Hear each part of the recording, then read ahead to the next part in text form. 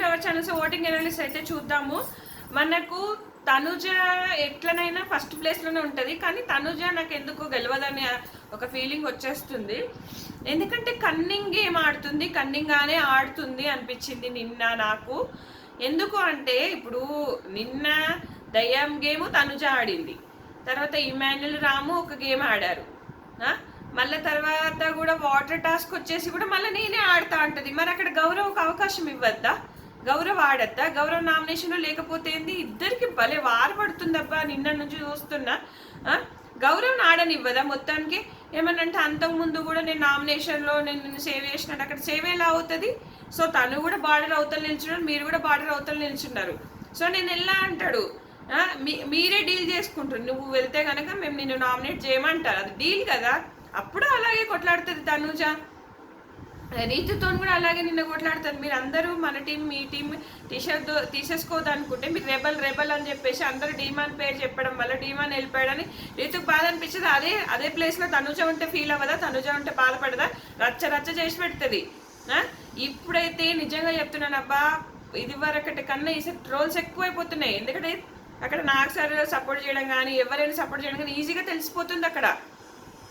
So అక్కడ సాయి అంటాడు క్లియర్గా నీకు సపోర్ట్ చేస్తున్నాడు, ఇమాన్యుల్ తప్పులు తీస్తున్నాడు అని చెప్పేసి సాయి చెప్తుండు. హౌస్ మేట్స్ కూడా అర్థమైపోయింది, ఇన్ని హింట్స్ ఇవన్నీ ఇచ్చి ఈమెనంట వీక్లీ వన్స్, మన దమ్ము శ్రీజ చెప్పింది, వీక్లీ వన్స్ కంపల్సరీ కన్ఫెషన్ రూమ్లో 40 నిమిషాలు మాట్లాడతాడు. ఏం మాట్లాడతారు ఈమెతో అంటే ఈమెను విన్నింగ్ చేయాలని చూస్తున్నారు, ఏం మాట్లాడతారు నాకు అర్థం కాదు. నిజంగా కొన్ని విషయాలు చాలా బయటకు వచ్చాయి, అయినా కూడా ఏమేంటి ఎర్రి జనాలు అనిపిస్తుంది నాకైతే. సీరియల్ చూసి వేస్తున్నారు అబ్బా, తనుజ బొమ్మ కనబడితే చాలు గుర్తేస్తున్నారు ఓటు అనిపిస్తుంది నాకైతే. చాలా మంది ప్రూవ్ కూడా చేశారు రివ్యూవర్స్ ఈమె ఇలా చేస్తుందని చెప్పేసి, అయినా కూడా కుదురుతూనే ఉన్నారు. ఆ గేమ్ కూడా కన్నింగ్గా ఆడితే అరుస్తుంది, నాకు అరిస్తేనే నాకు చిరాకు వచ్చేస్తుంది. నాకు ఆమెను చూస్తుంటే నిజంగా చెప్తున్నా అరుస్తూనే ఉంటారు, ప్రతి ఒక్కరి మీద అరవడం ఇదే, ఇంకేం లేదు. రీతు కరెక్ట్ పాయింట్ మాట, అది రీతు ప్లేస్లో నువ్వు ఉంటే ఎట్లా చేసేదాన్ని? నువ్వు ఏడుస్తావు, ప్రతి గేమ్ తర్వాత ఏడుస్తావు, ప్రతి గేమ్ తర్వాత అరుస్తావు. నువ్వు దయ్యం గేమ్ ఆడినాక మరి గౌరవ్ ఛాన్స్ ఇవ్వాలి కదా, ఎందుకు ఇవ్వు? ఆడ తర్వాత కళ్యాణ్కి అయితే ఈసారి సింపతి పెరిగింది పక్క. దివ్య కన్నింగ్ గేమ్, దివ్య వర్స్ట్ గేమ్ వల్ల దివ్య అందరికి అన్యాయం చేస్తుంది. ఆ సాయిని కూడా ఆడని 3 గేమ్లు ఆమెనే, దయ్యం గేమ్ ఆమెనే, వాటర్ గేమ్ ఆమెనే ఆడింది, ఫస్ట్ గేమ్ ఆమెనే ఆడింది. ఆ సుమన్ అనేది సాయి ఎందుకున్నాడో ఏమో నామినేషన్లో ఉన్నాడు, మరి జర కొట్లాడి ముందుకొచ్చి ఆడ ఎలాగో నేను పోతాను ఫిక్స్ అయిపోయినట్టు, ఎందుకంటే రిస్క్ తీసుకోవడం అనుకుంటుండో ఏం కొట్లాడలేదు, ఏం లేదు. కనీసం నీ ఎఫర్ట్స్ నువ్వు పెట్టాలి కదా. దివ్యాన్ని ఖచ్చితంగా 4 సార్లు క్వశ్చన్ చేయాలి ఈసారి అనిపిస్తుంది. ఏం చేసాను చూద్దాం. వరస్ట్ గేమ్ అబ్బా దివ్యది, ఎంత కన్నింగ్ అంటే అంత కన్నింగ్ ఆలోచిస్తుంది.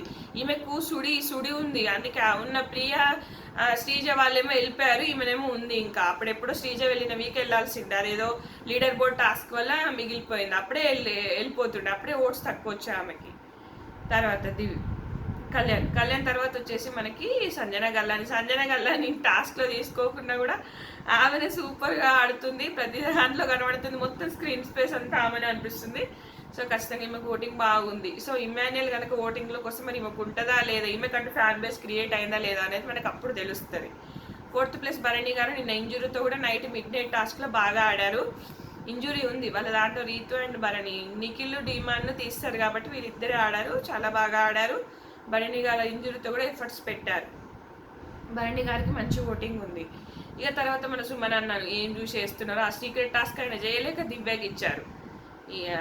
ఇక దివ్య సీక్రెట్ టాస్క్ బాగానే చేశారు, కానీ దివ్య కన్నింగ్గా ఆలోచించి వాళ్ళ టీం వాళ్ళకి ఎసరు పెట్టింది చూడు, నాకు అది నచ్చట్లేదు. ఇక తర్వాత రీతు ఎలాగో సేవ్ అవుతుంది, రీతు బాగా ఆడుతుంది. పాపం రీతుకి ఎందుకు ఓటింగ్ వేయట్లేదు నాకు అర్థం కాదు. వేసుకోండి, రీతు చాలా బాగా ఆడుతుంది, ఆమెది బయట విషయాలు తీసుకోకండి, గేమ్ వైజ్ ఆలోచించండి, గేమ్ వైజ్ చాలా బాగా ఆడుతుంది.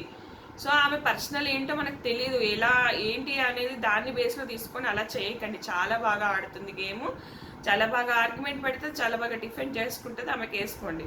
ఇక మన రాము రాతోడు ఓహో ఏదైనా మాట్లాడతాడు, ఎలాగ వెళ్ళిపోతాడు, రాముని పంపించి సాయికి ఇంకొక వీక్ అవకాశం ఇస్తే బాగుండు అనిపిస్తుంది. చూద్దాం ఈ సాయి మరి కనీసం పోతాననుకున్నాడు, ఆయన పక్క పోతాననుకొని అసలు ఆడతలేడు, ముందుకు వస్తలేడు, ఏమి చేస్తలేడు అబ్బా అరెస్ట్.